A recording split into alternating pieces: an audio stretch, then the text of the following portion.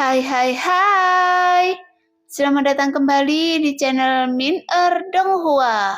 Kali ini kita akan melanjutkan cerita Donghua, Battle Truck di Heaven.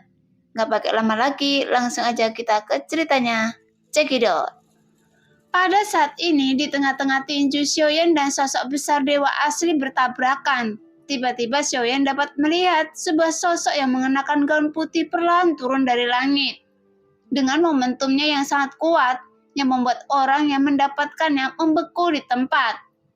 Bahkan gaun yang berkibar di belakangnya, meskipun gaunnya terlihat sederhana, tapi auranya yang terpancar penuh godaan.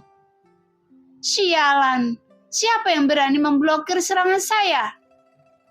Ekspresi sosok dewa asli langsung berubah, kemudian dia meraung dan marah karena tinju iblis kunonya telah dipotong-potong, sehingga memperlihatkan tulangnya karena daging dan darah di lengannya yang besar terkoyak.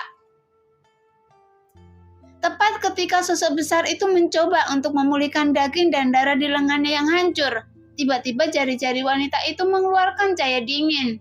Kemudian dalam sekejap tangan iblis kuno itu meledak lagi dan langsung dipotong menjadi potongan daging yang tak terhitung jumlahnya. Anda sangat berani. Sosok dewa asli terus meraung dan marah. Tiba-tiba ki dan darahnya melonjak dengan liar yang memiliki daging dan darah yang telah hancur dengan cepat. Lengan barunya terbentuk kembali. Kemudian tangan iblis kuno yang patah itu menyemburkan energi iblis yang tak terhitung jumlahnya dan langsung melekat pada sosok besar tubuh dewa asli. Kali ini sosok besar itu berkonsentrasi dalam tindakannya dan langsung meninju secara langsung ke arah wanita itu dengan ganas.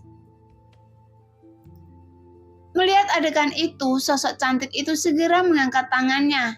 Hanya saja dia tidak menggunakan senjata di tangannya, dan dia hanya melambaikan jari-jarinya ke depan.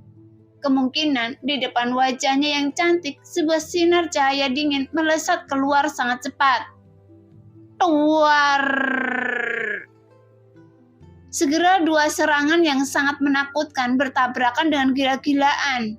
Hanya saja di bawah ledakan dua kekuatan itu, tinju besar sosok dewa asli yang seperti menggunakan itu sarung tangan terlihat sangat rapuh di depan wanita itu. Kemudian pemandangan seperti jurang terbentuk, seolah-olah langit terbelah menjadi dua bagian saat ini. Bahkan cahaya dingin itu terus menyapu ke atas menembus seluruh lengannya dan terus berlari menuju dadanya yang membuat bagian tubuh besar dewa asli yang setinggi 4.000 kaki tiba-tiba terbelah menjadi dua bagian. Melihat adegan itu, pupil Xiaoyan tiba-tiba menyusut. Pada saat ini, tubuh Xiaoyan juga langsung menyusut menjadi berukuran 100 kaki. Kemudian dia segera melihat sosok cantik di depannya, dan Xiaoyan langsung dapat menyimpulkan bahwa wanita ini jauh lebih kuat dari Wan Ji. Karena hanya dalam dua tembakan pendek, dia bisa menghancurkan sosok besar dewa asli. Hanya saja sosok cantik ini terlalu membelakangi Xiaoyan, sehingga Xiaoyan hanya bisa melihat punggungnya. Meski begitu, selain sosok itu masih memancarkan sosok aura yang sangat kuat. Bahkan ada juga gaun putih yang kuat dan elegan yang menjulang, sehingga memperlihatkan lekuk tubuh yang sempurna. Seolah-olah sosok wanita ini ingin menarik perhatian Xiaoyan. Namun, tepat ketika Xiaoyan melihat sosok cantik ini untuk pertama kalinya, tiba-tiba Xiaoyan tidak bisa memikirkan sebuah nama yang Xiaoyan telah bersumpah tidak akan pernah dia lupakan. Chen Xiyuan, permaisuri dunia nyata Xuan Yin.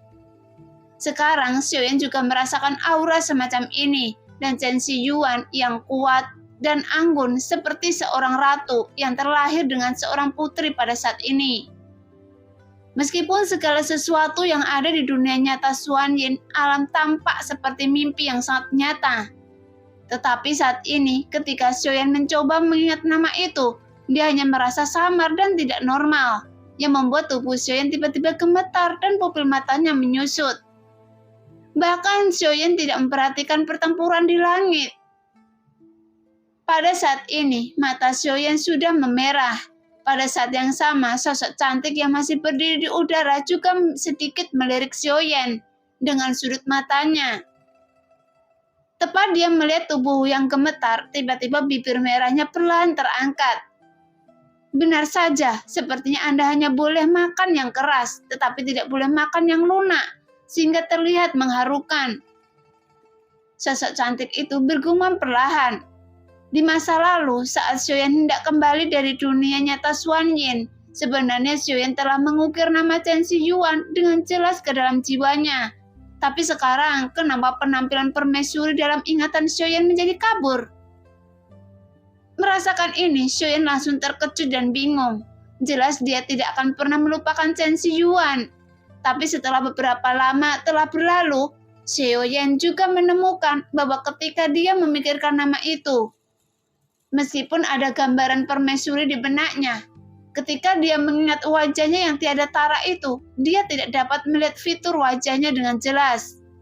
Apalagi Xiaoyan teringat dengan jelas sebuah wajah permaisuri yang penuh cinta padanya. Seharusnya Xiaoyan selalu mengingatnya dalam pelukan terakhirnya. Meskipun permaisuri menatapnya, tapi Xiaoyan bahkan tidak bisa mengingatnya. Adapun alasannya, Xiaoyan sendiri tidak mengetahuinya. Segera Xiaoyan mengepakkan tinjunya dan matanya dipenuhi dengan kegigihan. Jelas dia berusaha keras untuk mengingat, tetapi tidak peduli seberapa keras dia mencoba mengingatnya. Dia tidak dapat melihat dengan jelas wajah permaisuri dalam ingatannya. Sialan, apa sebenarnya yang salah? Ada apa dengan ingatan saya? Atau adakah kenangan tentang masa lalu saya yang ingin diubah oleh seseorang? Xiaoyan terus berpikir dengan keras sehingga tidak menyadari segalanya, sampai sosok cantik muncul di udara. Namun selama krisis ini berlangsung, itu mengingatkan Xiaoyan pada permaisuri. Setelah Xiaoyan menyadari sesuatu yang aneh saat ini, itu langsung membuatnya menangis. Meskipun ada seseorang yang memotong tubuh Xiaoyan menjadi beberapa bagian, Xiaoyan bahkan tidak akan meneteskan air mata.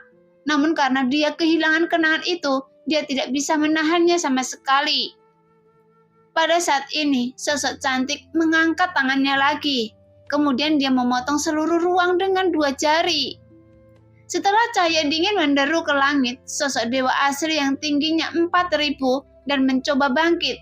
Kali ini sosok besar itu seperti ikan di atas talenan, karena tubuhnya rapuh dan retakan di bawah serangan wanita itu. Tepat ketika suara siulan cahaya dingin menyapu dengan tajam dan keras, itu juga menarik Xiaoyan kembali dari ingatannya, yang membuat Xiaoyan semakin bingung. Dia tidak tahu mengapa ini terjadi. Jadi dia hanya bisa menghafalkan nama Chen Shiyuan dalam hati, karena dia takut suatu hari nanti nama ini akan menjadi kabur seperti wajahnya. Hanya saja Xiaoyan tidak bisa membiarkan hal ini terjadi. Bagaimanapun dia telah berjanji, dan itu adalah janjinya sendiri kepada Chen Shiyuan, bahwa dia tidak akan pernah melupakannya dalam hidup ini. Bajingan, tidak peduli siapa yang ingin menghapus ingatan saya, Anda tidak akan pernah bisa melupakannya. Pada saat ini, Xiaoyan meraung dan marah, kemudian niat membunuh yang kuat tiba-tiba menyebar. Segera aura di tubuh Xiaoyan langsung melonjak dengan gila-gilaan. Tidak hanya itu, kekuatan keabadian menyapu ke arah tubuh Xiaoyan dari segala arah, membasuh darah dan daging, meridian dan tulangnya. Kemudian pikiran Xiaoyan yang kuat dengan cepat berkumpul dengan gila-gilaan. Karena pada saat ini, Xiaoyan sangat ingin mengukir nama Chen Shiyuan ke dalam jiwanya lagi. Meskipun sekarang dia bahkan tidak tahu siapa namanya, tapi dia tidak boleh melupakannya. Jadi dia terus mencoba mengingat semua kenangannya dengan gila-gilaan yang membuat aura Xiaoyan segera meningkat perlahan-lahan menjadi stabil. Sehingga bagian pertama dari langkah ketujuh keabadian Kaisar telah mencapai langkah puncak. Namun Xiaoyan tidak menganggap situasi saat ini kebetulan, tapi karena kemauannya yang terlalu kuat. Saya tidak menyangka Anda masih akan membantu saya sekarang. Hanya saja Xiaoyan tidak senang karena kekuatannya meningkat. Sebaliknya dia menghela nafas panjang, kemudian dengan tatapan matanya dipenuhi dengan niat membunuh yang sangat kuat. Jelas, perubahan kekuatan Xiaoyan saat ini juga secara alami dapat dirasakan oleh sosok wanita yang berdiri di udara. Namun saat ini, sosok besar dewa asli yang setinggi 4.000 kaki di depannya telah berubah menjadi daging cincang, sehingga potongan daging yang tak terhitung jumlahnya mewarnai seluruh pasir kuning di depannya menjadi merah darah. Sialan, ada apa dengan orang ini? Bukankah seharusnya dia senang? Tapi mengapa saya merasa istri orang ini sudah meninggal? Setelah saya membunuh dewa asli, ini aneh sekali. Merasakan ini, sosok cantik itu bergumam dalam hatinya. Bahkan matanya yang indah tiba-tiba menunjukkan ekspresi kebingungan. Pada saat ini, Xiaoyan juga perlahan mengangkat matanya dan sepasang matanya tertuju pada wanita cantik itu dengan dingin. Jelas, tak perlu dikatakan lagi, masalah ini pertarungan dewa asli terselesaikan saat ini. Namun tiba-tiba nyala api dan guntur melonjak dari tubuh Xiaoyan yang membuat ada sedikit kebingungan di seluruh wajah cantik itu. Ini semua Anda yang melakukannya, kan? Xiaoyan bertanya dan keras, kemudian matanya berangsur-angsur melonjak karena niat membunuh. Saya hanya ingin bilang, Anda tidak perlu berterima kasih pada saya. Sosok cantik itu mengangkat bau, namun Xiaoyan tidak peduli. Kemudian dia mendengus dingin dan langsung melangkah keluar dengan telapak kakinya. Segera sebuah kilatan cahaya guntur tiba-tiba menyebar dan sosok Xiaoyan langsung menghilang. Tepat ketika Xiaoyan muncul lagi, dia sudah berada di atas kepala sosok wanita itu dengan tinju yang terbungkus oleh nyala api dan guntur. Dan dia menyerang secara langsung ke arah sosok wanita itu yang membuat senyum sosok cantik itu tiba-tiba berhenti. Namun dia tidak melawan dan hanya memblokir tinju Xiaoyan dengan satu jari di udara. Jangan bilang Anda adalah orang yang gila yang ingin membunuh penyelamat Anda seperti ini. Sosok cantik itu berkata dengan marah. Saat ini dia sama sekali tidak bisa memahami apa yang dilakukan Xiaoyan. Tidak peduli seberapa kuat Anda, seharusnya Anda tidak boleh menyentuh ingatan saya. Xiaoyan berteriak dengan marah. Bahkan dalam kemarahannya terkandung niat membunuh yang telah mencapai tingkat ekstrim. Setelah suara Xiaoyan jatuh, tubuh Xiaoyan membengkak menjadi ribuan kaki dan dia langsung ke arah sosok cantik itu lagi. Namun sosok cantik itu tidak menghindar dan dia hanya mengangkat telapak tangannya untuk memblokir serangan Xiaoyan. Tapi dia tidak pernah bergerak ke arah Xiaoyan. Hei, apa yang Anda bicarakan? Apakah sekarang Anda mabok? Jika tidak, jangan salahkan saya karena kejam. Sosok cantik itu berteriak dengan dingin. Nah, demikianlah cerita hari ini. Terima kasih yang sudah menonton video Min Earth sampai selesai. Sampai jumpa di video selanjutnya. Bye-bye.